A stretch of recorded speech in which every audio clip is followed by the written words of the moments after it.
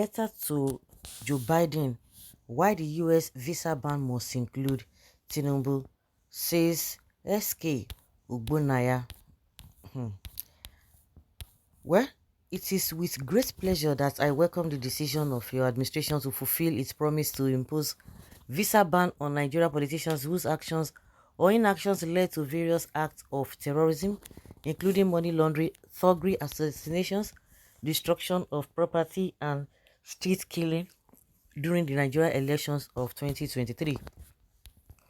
Before going further, please permit me to reintroduce myself. I am an oil and gas executive resident in the United States of America and currently sits at the board of First Texas Energy Corporation as chairman. I have also taught in many U.S. universities and colleges for over 2 decades and remain an adjunct professor at the Houston Community College system. More relatively, I am a member of the All Progressives Congress (APC), the ruling party in Nigeria, through which I explored a presidential race during the country's 2019 electoral cycle. This letter is a solemn appeal for you to use your good office to ensure that the visa ban includes Bola Tinubu, the presidential candidate of the APC in the controversial 2023 election.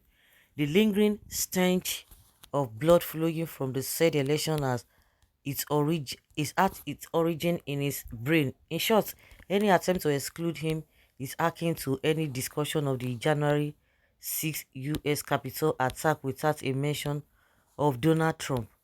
The conspiracy of violence that marred Nigeria's 2023 elections was not only plainly premeditated and planned, but it was also well studied, foreseen, and reported to the public and relevant authorities before it acted.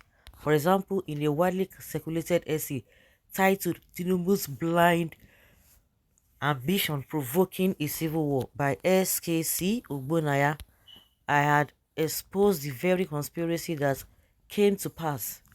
The essay was published June 16, 2022, 8 months before the election, and copied to the United States intelligence community, including the Department of State. It is a chronological account of Tinubu's history with violent extremism and experts reads as follows. And excerpts reads as follows. Keenly aware that he is neither physically fit nor morally sound to mount a presidential campaign, let alone govern Nigeria, Mr. Tinubu is already attempting to win by hook or crook.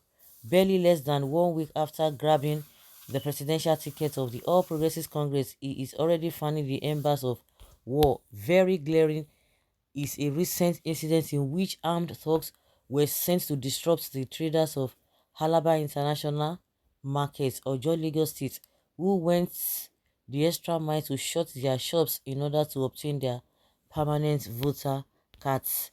The selling point in Tinubu's march to the APC nomination is the assumption that he dictates who wins and who loses in Nigeria's most populous state of Lagos. But as an APC chieftain and the governor of Kaduna State, Nasir El-Rufai, noted in a recent speech, Tinubu has been able to lord himself over the good people of the state because of low voter turnout. In Governor El-Rufai's own words, here in Lagos, you have over 6 million registered voters. Only about 1 million voted in 2019 general elections. 5 million did not vote. Okay, end of a Rufai quotes. This low voter turnout is rooted in Tinubu's lack of popularity among the masses. To that end, he has always deployed all manner of terror to suppress the voters of his opponents, like the attack on the Igbo traders at Alaba International Market. Armed thugs were also used to unleash terror on the voters in many parts of Lagos State with a heavy Igbo population during the 2019 elections. Despite massive intimidation and voter suppression, which is his stock in trade, Tinubu still lost his home state of Lagos in the 2023 presidential election, given that he owes his huge fortune to the Lagos State Treasury. It did not come as a surprise that the state governorship election that came few weeks later before a do or die. Mr. President, there is a clear pattern. Bola Tinubu the core represents the core of a corrupt oligarchy that weaponized poverty to transpose Nigeria as the epicenter of modern day slavery and violent extremism.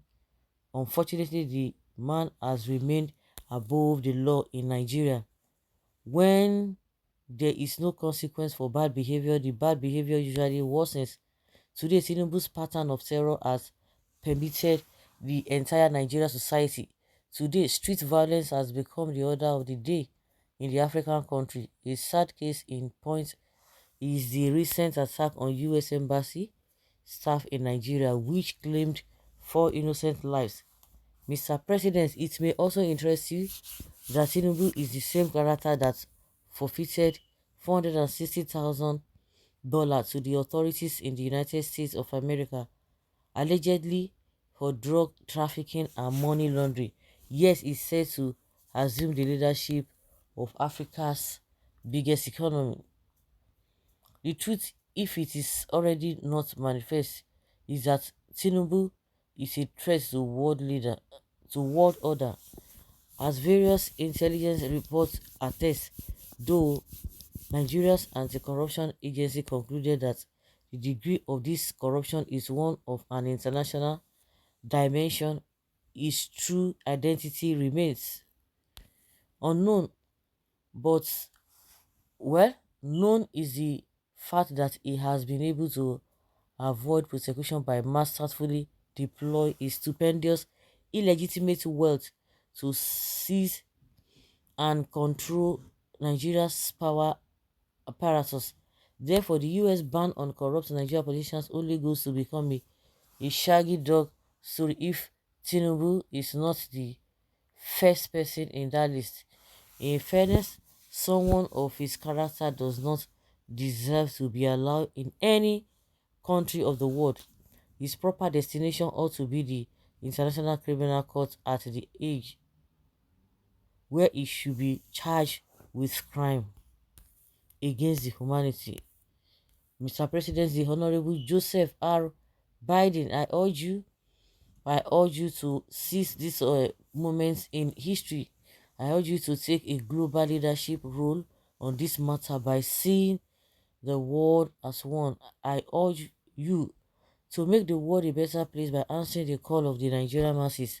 Failure to hold Mr. Bola Ahmed Tinubu accountable is a welcome breeze of intercontinental terrorism, brazen corruption, money laundering, and the drug trafficking.